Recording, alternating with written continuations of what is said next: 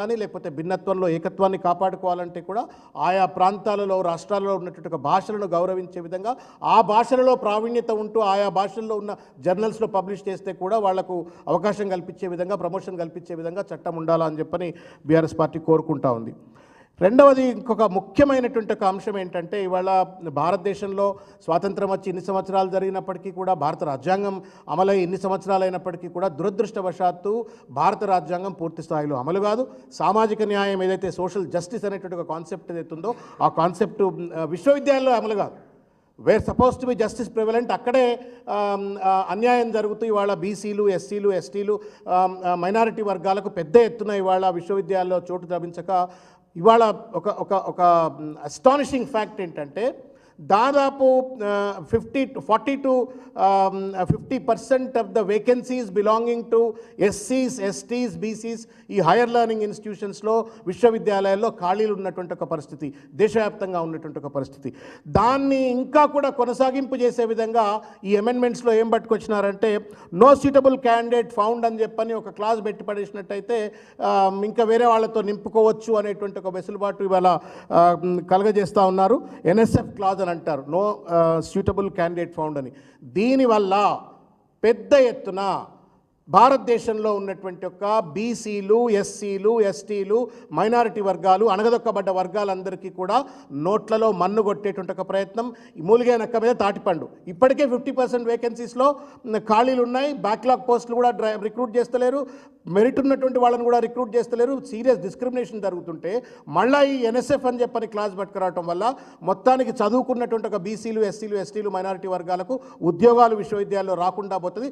శాశ్వతంగా అన్యాయం చేసిన వాళ్ళు అవుతారు. కాబట్టి బీఆర్ఎస్ పార్టీ తీవ్రంగా దీన్ని ఖండిస్తూ ఉంది.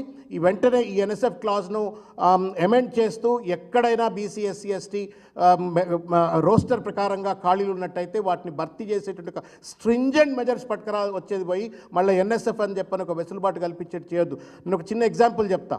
ఇఫ్లు అని చెప్పని హైదరాబాద్లో ఒక యూనివర్సిటీ ఉన్నది. దాంట్లో మీరు నమ్మరు 30% ఆఫ్ ద పోస్టులు కూడా బీసీలకు కేటాయించలేదు. Where they're suppose to get మొత్తం బీసీ ఎస్సీ ఎస్టీలు అందరు కలిపితే ఒక 60% ఉండాల్సిన దగ్గర వాళ్ళకు వేకెన్సీస్ ఉన్నాయి. కోర్టులలో కొట్లాడుతూ ఉన్నారు.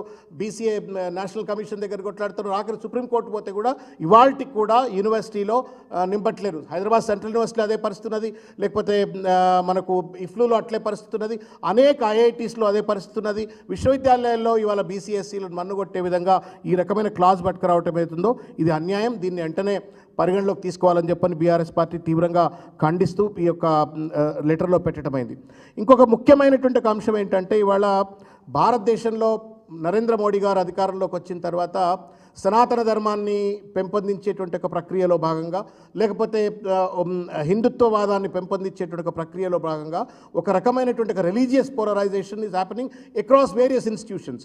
But that is also being penetrated into education system. దురదృష్టవశాత్తు విద్యా వ్యవస్థలో భారత రాజ్యాంగానికి విరుద్ధంగా విద్యా వ్యవస్థలో కూడా ఇవాళ మతపరమైనటువంటి ఒక ప్రేరేపణలు పట్టుకొచ్చి కరికులంలో కానివ్వండి లేకపోతే అపాయింట్మెంట్స్లో కానివ్వండి vice chancellors appointment teachers appointment వీటన్నిటిలో కూడా పార్టీపరమైనటువంటి ఒక ఇంటర్వెన్షన్ కావచ్చు లేకపోతే వారి సిద్ధాంతపరమైన ఇంటర్వెన్షన్స్తో ఇవాళ భిన్నత్వంలో ఏకత్వము అనేటువంటి ఒక సిద్ధాంతానికి విఘాతం కల్పిస్తూ ఉన్నారు.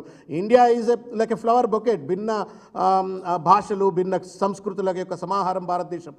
వాటికి భిన్నంగా కేవలం ఏకోన్ముఖంగా నియంతృత్వంగా ఒక మతానికి సంబంధించిన దాన్ని ప్రేరేపించి ఒక రిలీజియస్ పోలరైజేషన్ ఒక ఐడియాలజికల్ పోలరైజేషన్ ఇవాళ చేయాలని చెప్పని ఒక క్లాజెస్ కూడా పెట్టినారు. వాటిని మేము తీవ్రంగా వ్యతిరేకిస్తాను. సనాతన ధర్మాన్ని పెంచండి, భారతదేశ సనాతన సంప్రదాయాన్ని కాపాడండి.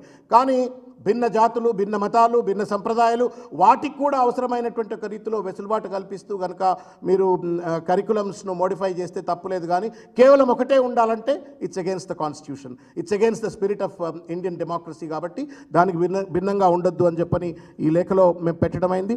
తర్వాత ఓవరాల్గా ఈ మినిమల్ వెయిటేజ్ అని చెప్పని తర్వాత టీచింగ్ రీసెర్చ్ ఎక్స్పీరియన్స్ను అండర్మైన్ చేస్తూ ఇవాళ ఏదైతే అకాడమిక్ రిగర్ను డైల్యూట్ చేస్తూ ఏదైతే మెట్రిక్స్ ఇవన్నీ పట్టుకొస్తూ ఉన్నారో వీటన్నిటిని కూడా మేము వ్యతిరేకిస్తూ ఉన్నాం పెద్ద ఎత్తున. వాటికి సంబంధించినటువంటి ఒక లేఖ ఈరోజు దీంట్లో పొందుపరిచినాము. Finally restoring the federal balance is the one of the very very important demands that we have put fourth.